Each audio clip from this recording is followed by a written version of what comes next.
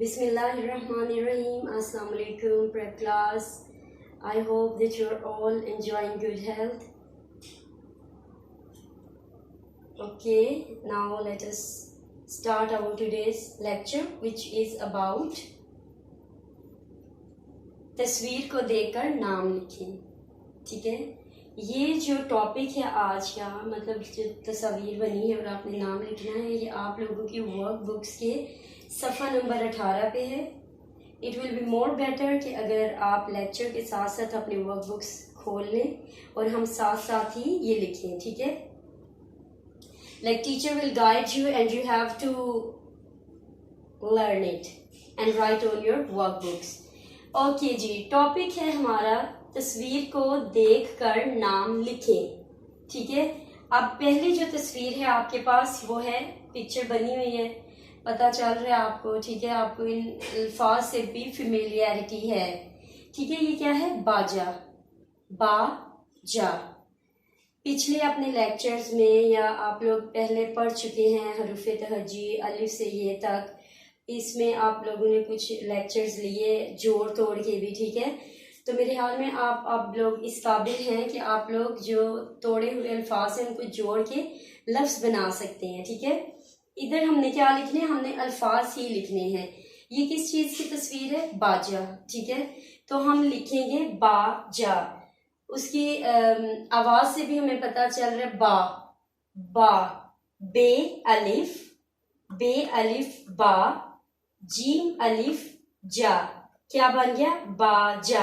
ये टीचर ने नीचे तोड़ लिखे हुए हैं. ठीक है, आप लोगों ने इन तोड़ को जोड़ के अल्फाज बनाने हैं. ठीक है, जैसे बे को अलिफ से मिलाया तो बन गया बा, जीम को अलिफ से मिलाया तो बन गया जा, और हमारा लफ्ज पूरा बन गया बाजा. ठीक है, ओके ओके प्रेप क्लास, बाजा की आपको समझ आ गई. ठीक है, कि बाजा कैसे बनना है या कैसे लिखना है आपने. ठीक है, the next picture that we have, अगली जो तस्वीर है हमारे पास वो है ताज. ठीक है, ताज. ता. ते अलिफ ता जीम ताज. ते की छोटी शक्ल और अलिफ को जब हम मिलाएंगे तो ता, और जीम ऐसे कि जीम बिल्कुल ऐसे आ जाएगा. ठीक है, ताज. ते अलिफ ता जीम ताज. ठीक है बेटे, इन अल्फाज की आप लोगों ने बहुत ज्यादा प्रैक्टिस करनी है. राइट, ये बहुत आप लोगों के लिए एक आई कैन से मजे की चीज है. ठीक है, अल्फाज को तोड़ के उनको जोड़ के नए अल्फाज बनाना. ठीक है, ज्यादा से ज्यादा प्रैक्टिस करें और इसमें आपकी फ्लुएंसी होनी चाहिए. ओके, अगली पिक्चर जो हमारे पास तस्वीर है, अगली तस्वीर वो है बादल. बादल के हिज्जे भी ऐसे हैं. ठीक है, बे अलिफ बा दाल और लाम बादल. बे अलिफ बा दाल लाम दल बादल. हरूफ तहज्जी जो है अलिफ से ये तक आपको सारे आते हैं. ठीक है, इनको मुख्तलिफ हरूफ तहज्जी को जब हम मिलाते हैं तो हमारे पास नए नए अल्फाज आते हैं. ठीक है, तो ये इसी तरह ये अल्फाज हैं. आप लोगों ने जो छोटी छोटी शक्लों को मिला के लफ्ज़ बनाने हैं. ओके बेटे, इसके बाद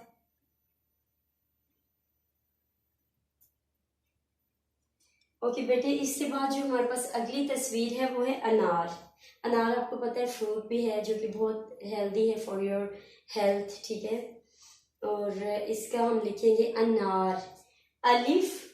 ठीक है, अलिफ नून अलिफ ना ना रे अनार. अलिफ नून अलिफ ना रे अनार. आप लोगों ने ये जब लिखने हैं ना अल्फाज बेटे, आप लोगों ने देखने हैं अल्फाज के पीछे जाने कि ये किसकी साउंड है, ये किसकी आवाज है. ठीक है, ये आवाजों को फॉलो करते करते ऐसे ही आप सीखेंगे ना. ठीक है, तो ये नए नए हमारे पास अल्फाज आ जाते हैं. ज्यादा से ज्यादा प्रैक्टिस करनी है आपने. एक दफा फिर हम रिवीजन कर लेते हैं. पहली तस्वीर थी हमारे पास बाजा. बे अलिफ बा.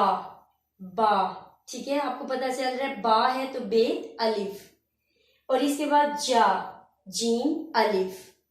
बा जा. बे अलिफ बा जीम अलिफ जा बाजा.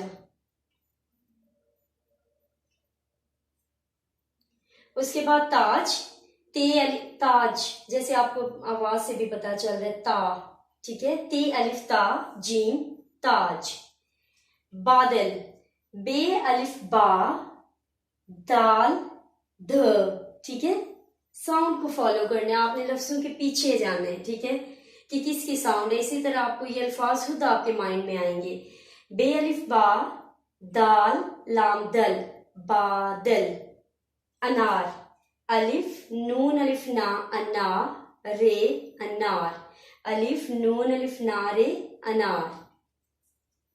ओके माय स्वीट स्टूडेंट्स, आप लोगों ने बहुत ज्यादा प्रैक्टिस करनी है इसकी, ठीक है।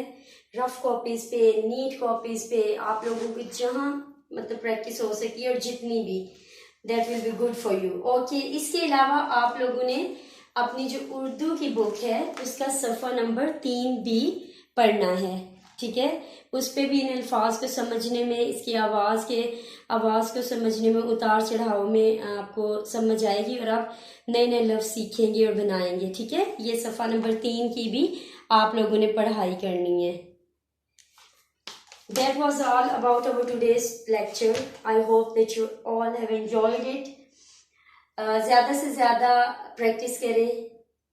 अल्लाह हाफिज, stay safe, stay home.